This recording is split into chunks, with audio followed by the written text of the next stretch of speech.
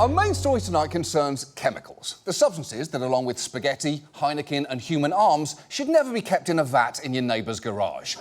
Specifically, we're going to be talking about a particular class of chemicals tonight called PFAS, which stand for per- and polyfluoroalkyl substances. They go by a wide variety of chemical names, like all of these, and they are used by recognisable brands like Gore-Tex and Teflon, among many, many others. But the main thing they have in common is that they make surfaces that don't get stuff stuck to them, which is something a lot of us care about, although arguably some more than others. Missy. Yes, chef. If you saute scallops in a non-stick pan, they won't stick. That's why it's called fucking non-stick. I don't know what non-stick means in Texas, sweetheart, but fuck me. You know, as tempted as I am to mock Gordon Ramsay, as a British person who's also inexplicably made a career out of shrieking obscenities in Americans and not understanding Texas, Game has no choice but to recognise game. And while I scream, you scream, he screams, we all scream for non-stick pans, there's just two big problems here. First, these chemicals have been linked to a massive array of health issues. High exposure to these two major PFAS alone have been linked to high cholesterol, ulcerative colitis, pregnancy-induced hypertension, thyroid disease, testicular and kidney cancer, and decreased response to vaccines, which is clearly terrible, although also shouldn't really be that surprising to you, seeing as the original name for this show was That Thing You Like Is Bad with Sadie Longlegs. And second, PFAS are what's known as forever chemicals. Studies have estimated they have lifetimes in the thousands of years, and that combination of toxicity and longevity is a real problem, as one chemical engineer tried to explain to Congress a few years back. It doesn't go away. This is a man-made chemical. We just pass the baton to our generations of kids. In fact, if you were to incinerate and cremate me, I would technically be a fluorochemical hazardous source. The Teflon mesh that's used in my hernia produces a very toxic gas and decomposes to something called devil's piss, which is hydrofluoric acid. You can't kill this beast. You can only control it. Yeah, that doesn't sound great, does it? Also, it is hard to believe there's something called devil's piss that isn't Gordon Ramsay's very real line of alcoholic sparkling water, Hell Seltzer, which you can apparently get in flavours such as Mean Green, Berry Inferno, Knicker Twist, and That's Forked. Hell Seltzer for people who hate water and themselves. But the thing is, that man is absolutely right. To an extent that you may not currently realise, the world is basically soaked in the devil's piss right now, and not in a remotely hot way. So tonight, we thought we'd take a look at just how bad these substances are, how long some of their major manufacturers knew about it, and how hard this will all be to fix. And let's start by looking at one of the most ubiquitous PFAS, PFOA, also known as C8 because of its 8 carbon molecules. 3M started selling C8 back in 1951 to the chemical giant DuPont, which then used it to make Teflon, which it marketed through ads like this. I used to be a slave to scraping and scrubbing pots and pans, but I've been liberated by Teflon. Food doesn't stick to Teflon like it does to other things. See? Okay. I used to be a slave is just not something that should be coming out of a white child's face, unless it's Pinocchio after he becomes a real boy, and even then, he's still not really free, is he? He's a slave to society and a prisoner of his own mind, just like the rest of us. Your nose might not be growing anymore, Gnocchi, but make no mistake, you are lying to yourself. But the thing is, by the time that ad aired, 3M and DuPont already knew that these chemicals accumulated in humans and animals, that they didn't degrade in the environment, and that they could increase the size of the liver in rats, rabbits, and dogs. So the warning signs were very much there before they had a white child slave claim that Teflon liberated her from the back-breaking labour of scraping muffin trays. And in the decades that followed, they learned even more. In 1981, 3M found ingestion of PFAS caused birth defects in rats. And when they told DuPont about this, and DuPont then tested the children of employees in their Teflon division, they found that of 7 births, 2 had eye defects. Information that, interestingly, DuPont did not make public. And by 1991, it had gotten unambiguous warnings that it then spectacularly ignored. 3M told DuPont that under no circumstances should you put it in waterways. It's right there in the document. Don't put this in the waterways. But at the end of the day, they start dumping so much C8 into the water that they, at one point, lose track of how much they've actually put out there. Wow. Harmful chemicals are just not something you should lose track of. They're not your car keys or your middle child. Oh, I'm sorry. I lose him in a supermarket one time and suddenly I'm a bad parent. Calm down. It's not like he was going to run out of food. But wait, it gets even worse. 2 years after that, in 1993, a DuPont memo shows that for the first time they had a viable candidate to replace C8, one that appeared to be less toxic and stayed in the body for a much shorter duration of time. But the company decided against it because the risk was too great. Specifically, the risks to their bottom line and the fact that Teflon products were worth roughly $1 billion in annual revenue to them, proving once and for all corporations truly are people, specifically sociopaths. And yet, despite knowing all of that, DuPont kept pushing for Teflon to be used in more and more places. And in this ad from 1994, they basically present it as being wizardry. Chemistry is the practice of magic. People think of Teflon, they think of frying pans. Teflon is not one thing. Putting Teflon on a surface will stop bugs from crawling up trees. They'll fall right off the tree. Teflon as a chain lube is something I've come up with for bicycles. You know, only DuPont makes Teflon. You can use it in satellites, on fabrics, or leather. When's the last time you heard about a leather raincoat? You can let your imagination run wild. It's not often that you get to make something new in this world. Okay. There's a lot that I don't understand about that ad, including why it was shot by someone who's still testing out the zoom function on their camcorder, or why that incel Santa giggled so menacingly at the idea of a non-stick leather raincoat. Although I will say, if that's his bar, it does seem pretty easy to make something new in the world. I'll show you. Leather umbrella, leather flower, leather snake, and leather Elmo. That is 4 great ideas I just came up with, and I'm not even a PhD in a Cosby sweater. And if you are wondering where the EPA was in all this, you should know they were more than a little hamstrung here. Under the 1976 Toxic Substances Control Act, the EPA can require testing for chemicals only when it's been provided evidence of potential harm, a setup which largely allows chemical companies to regulate themselves, which is an absolutely terrifying sequence of words right up there with incoming FaceTime from Jeffrey Toobin. Nobody wants to hear that. And even when the EPA has taken steps, they've been pretty limited. For instance, in 2016, they issued a health advisory for 2 of the biggest PFAS, including C8, setting an acceptable level for them in drinking water of 70 parts per trillion, which incidentally, a lot of people still think is too high. But also, crucially, an EPA health advisory is non-enforceable. And no one is going to respect a rule if it's not enforced. It's like one of those signs that everyone sees but ignores, like, please take 1 on a candy bowl, or please no sculpture fucking at Madame Tussauds. I'm doing it. I'm taking 2 fun-sized Snicker bars, and then I'm going to fuck wax Michael Bublé. I'm doing it. It's already done. Get over it. And that lax level of oversight, combined with dumping on a scale so high they lose track of it, has had severe consequences.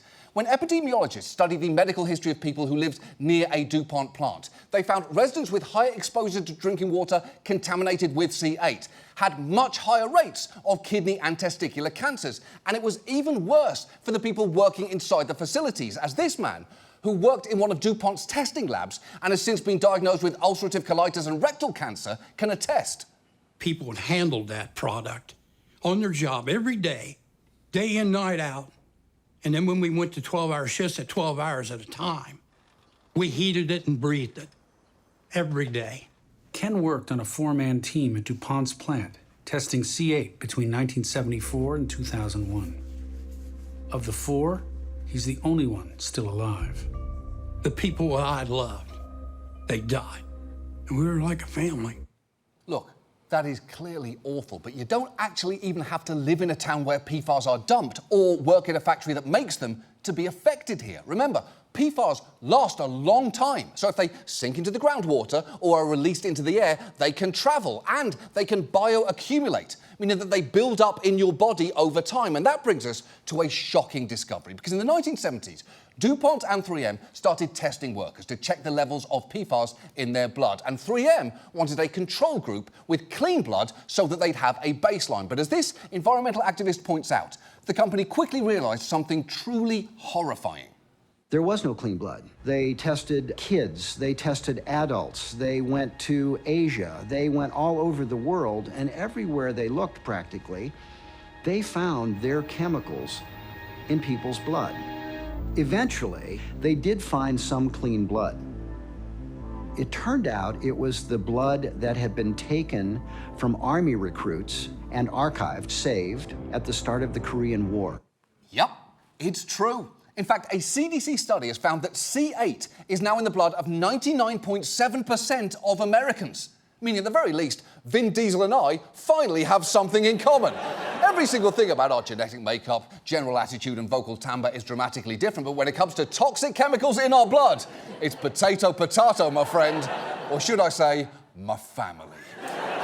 And while DuPont may be a particularly stark example, they are far from the only entity involved here. The military uses PFAS in foam to extinguish fires, so PFAS have built up around military bases, and many companies have used a lot of PFAS in a lot of their products. For instance, a shoe company called Wolverine used PFAS in its waterproof Hush Puppies, but it was only after local reporting that residents near its factory in Belmont, Michigan, knew to get their water tested. And for one family, the McNaughtons, the results were pretty striking. And before you watch this, remember, the EPA's acceptable level in drinking water is 70 parts per trillion. They'd lived in their house about 3 years when Tobin learned she was pregnant with their son, Jack. We're really excited. I wanted that to go really well, so I drank 8 glasses of water a day. I kept track. I ate really healthy. In April of 2016, Jack was born. He had an immense appetite for water. He was thirsty all the time. Tests showed almost 2,000 parts per trillion of PFAS in the McNaughtons' water. As soon as they could, Tobin and Seth had Jack's blood tested. The results? 484,000 parts per trillion, more than 100 times the national average. He's the highest level of PFAS that we know right now of any child in the United States. He gets sick more often and his vaccinations haven't worked. Wow, that is incredible. Usually when your child is the highest in something, your instinct is to brag about it, but good luck finding a bumper sticker with "My child has the highest level of PFAS in the United States" on it. Nobody wants that shit. And look, I have to tell you, Wolverine says that it's moved to fix the problem for homeowners in that area, although you should know, it is just not a simple thing to go about doing. This is what I affectionately call Megatron, my whole home filter, this right here, but it goes through each of these tanks. These are full of granulated carbon, and it goes through them in order and then comes out this one and is clean. So every week they come and test it at the intake and then also at the exit so that we know that the water is empty of that.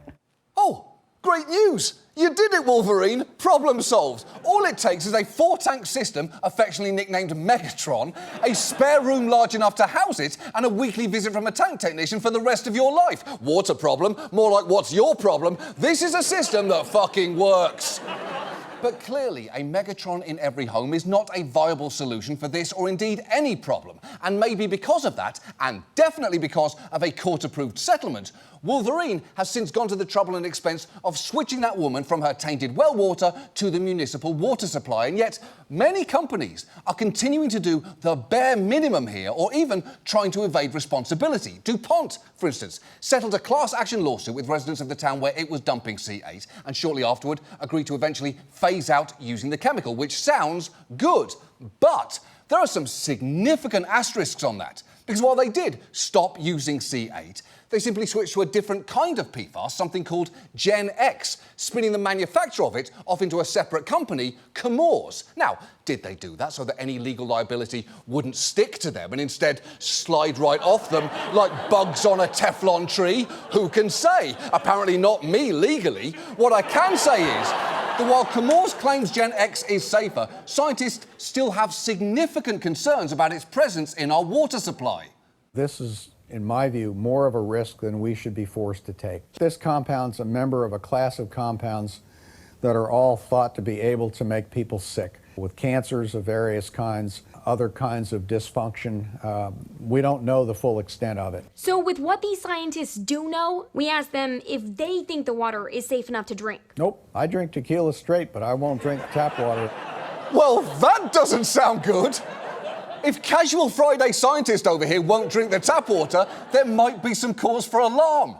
And while we have just focused on a handful of individual PFAS tonight, there are hundreds, if not thousands of them. So the problem is, if and when Gen X is eventually found to be harmful, companies can presumably just move on to another one, then on to another one, and so on and so on. And at this point, you might be thinking, holy shit, this is absolutely terrible. Should I start immediately throwing away all of my pans? Well, I will start with the good news.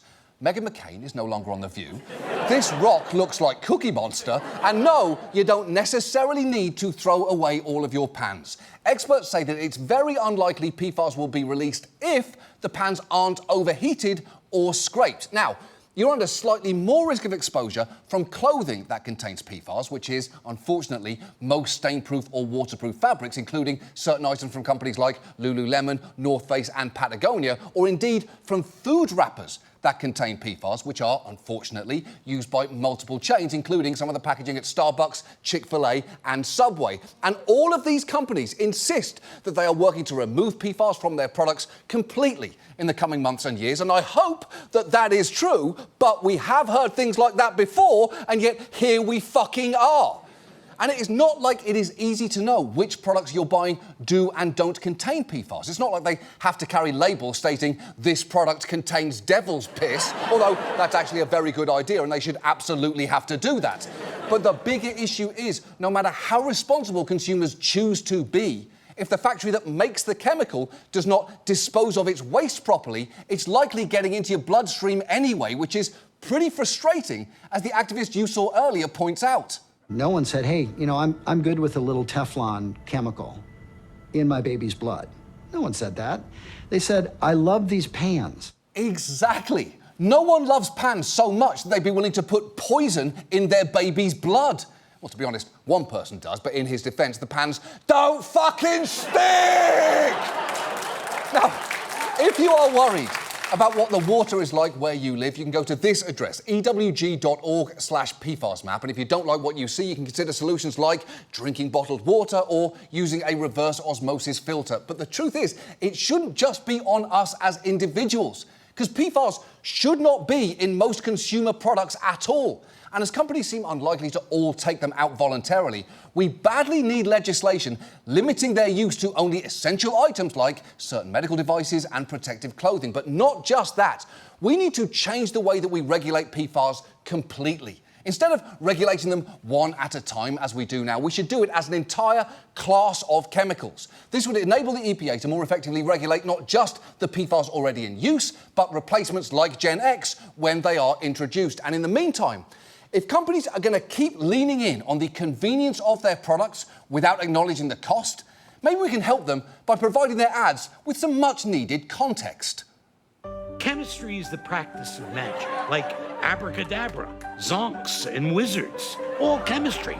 People think of Teflon and they think of frying pans. Big hot plates with smooth, long sticks. Teflon is not one thing. It's disease, sickness, and it's fucking everywhere. That's DuPont magic.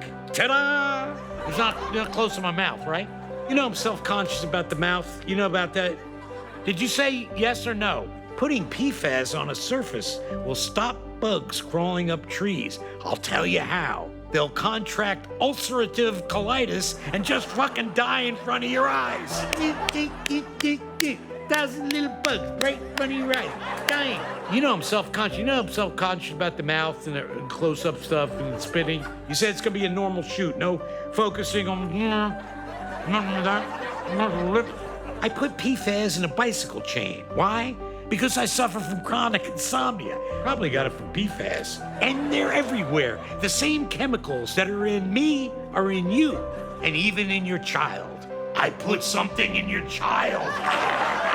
And when this stuff gets into water, whoa, that's the real bippity-boppity magic. Bippity-boppity magic. Bippity-boppity magic. Contamination levels like you've never seen. It's incredible. When was the last time you heard about a leather raincoat giving you kidney cancer?